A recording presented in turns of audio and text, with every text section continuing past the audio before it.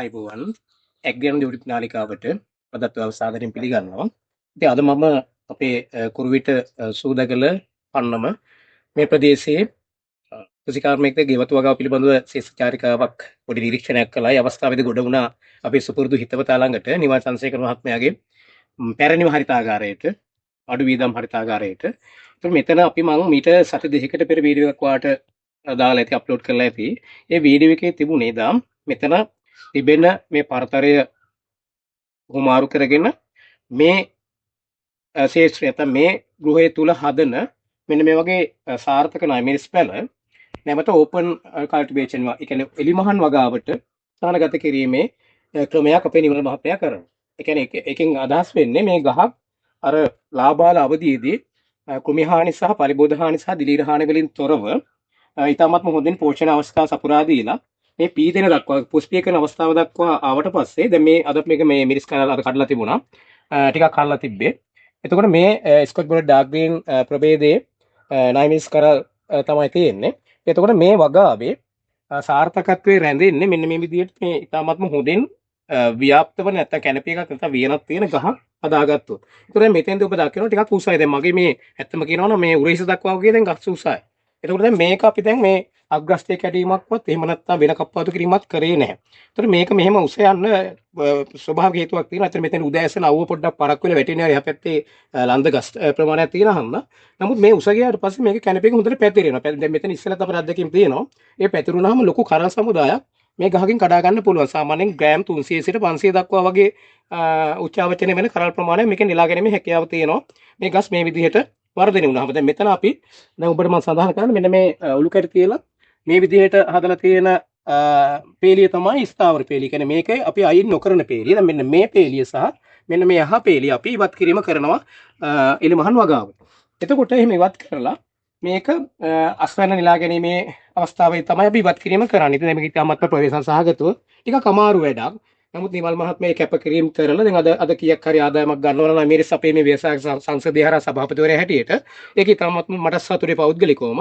ඉතින් අපේ මගේ දැනුමත් එතුමාගේ දැනුමත් ඊළඟට ගොවියන්ගේ දැනුමත් අපි දිනදා හුමාරු කරන දැනුමත් එකතු කරගෙන දැන් හොඳ ගමනක් මිරිස් වගාවේ යනවා.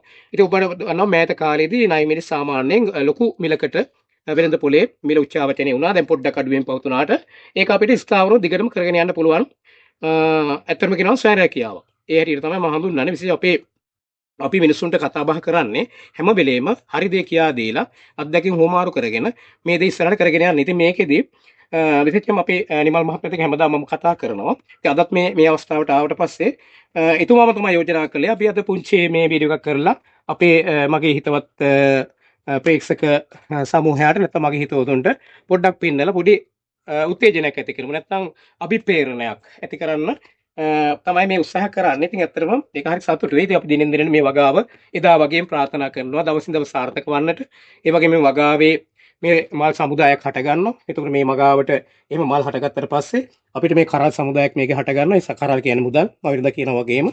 ඉතින් නිසා දැන් මෙයාලා දැන් බාධකයක් වෙලා තියෙන මෙයාලා මම හිතන්නේ හෙට අනිද්දාම ඉවත් කරන්න පෙර තමයි මේ වීඩියෝ එක ගෙනාවේ වාට.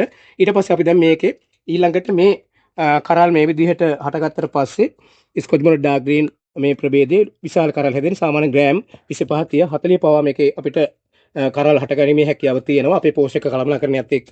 ඒ නිසා හොඳ අස්වැන්නක් ලබා ගැනීම තමයි අපේ බලාපොරොත්තුව තියෙන්නේ.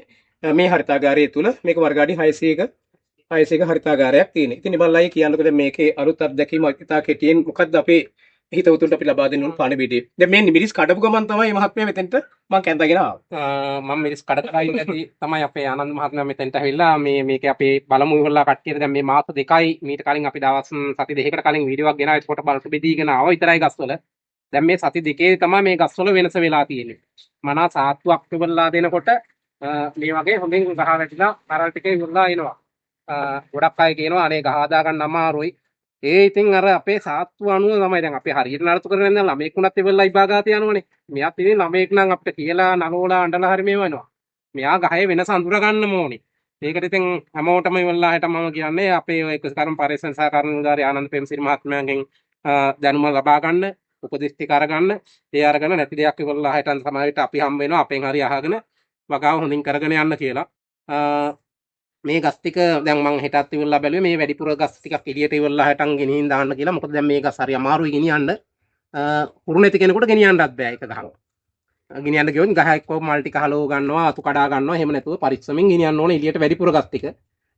මේ අඩි 600 පැල 80ක් තමයි මම ඉතුරු කරන්නේ මහත්මයා. තව එතකොට මගේ එළියට අදින්න තියෙනවා. තව මේ කෑල්ලේ පැල 80ක්, එහා කෑල්ලෙත් තියෙනවා තව පැල 70ක් එළියට අදින්න.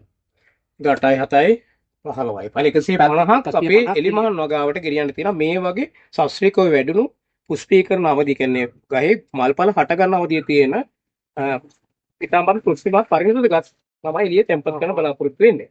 ඉතින් එතකොට මම මෙතෙන්දී මේක වීඩියෝ එක පොඩ්ඩක් අවසන් කරන්නම්. මේකේ පෝෂක කල්පනා කරන ඊළඟට මේකට කරන සාත්තු පිළිබඳව අපි ගිය වීඩියෝ එකේ කතා කළා. පොඩ්ඩක් ඔයා සර්ච් කරලා බලන්න. ඊළඟට මගේ ඇග්ලියන YouTube නාලිකාව මෙතෙක් ඔයා subscribe කර නැත්නම් subscribe කරන්න කියලා ආදරෙන් ඉල්ලීමක් කරනවා.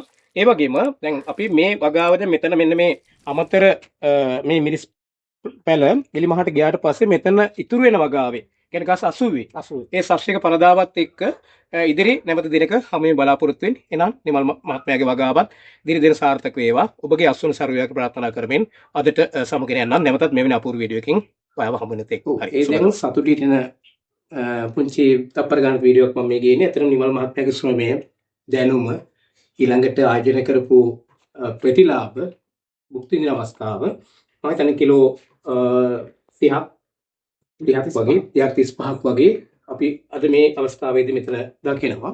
ඉතින් මේ ඊටමත්ම හොඳ ණය මිරිස් පිළිබඳව අත්දැකීමක් ඊළඟට හොඳ ආදායමක් අස්වැන්නක් ලබා ගන්නවා. ඒතර ඔබ දන්නවා මෙන්න දැන් මගේ මේ අතේ තියෙන කරල් 4.2.6යි. මේ කරල් 6 ඊටමත්ම පුෂ්ටිමත් විදිහට හැදිච්ච ස්කොට් බෝඩ් ඩාර්ක් ග්‍රීන් ප්‍රභේදයක්. ඒ වගේම රත්න ඩාර්ක් ග්‍රීන් ප්‍රභේදයේ තියෙන මිරිස් කරල් මේ තියෙන්නේ.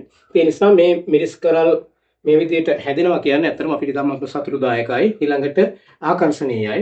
මෙන්න මේ බෙලඳ පොළ වටාකම යොමු වෙන්නේ මේ කරේ තියෙන බර ප්‍රමාණය, ඊළඟට මේ පැහැය, ඊළඟට මෙහි තියෙන පුෂ්ටිමත් බව සහ සැර සුවඳ. ඇත්තටම දැන් මෙතන සැරයි. මේ මට ඒ ගන්ධය දැනෙනවා. ඒ කියන්නේ ඉතාමත්ම සැර මිරිස් අස්වැන්න තමයි මෙතන ලැබිලා තියෙන්නේ. ඒ වගේම තමයි ගානත් සැරයි. නේද? අපිට ලොකු ආදායමක් ගන්න පුළුවන්. ඉතින් මම මහත්මයාගේ ජීවිකා වෘත්තීය කරගෙන යන්න මේක. ඉතින් මෙන්න මේ විදිහට ලොකු අස්වැන්නක් ගැනීම තමයි අපේ සියලුම හිතවතුන්ගේ බලාපොරොත්තු වෙන්නේ. ඒ බලාපොරොත්තුවට ඉස්සරහට ඔබට ළඟා වෙන්න අවස්ථාව ලබා දෙන්න හැම විටම මම සූදානම් බව ප්‍රකාශ කරමින් එනම් මේ පුංචි වීඩියෝ එකෙන් නවතිනවා. හරි බොහොම ස්තුතියි.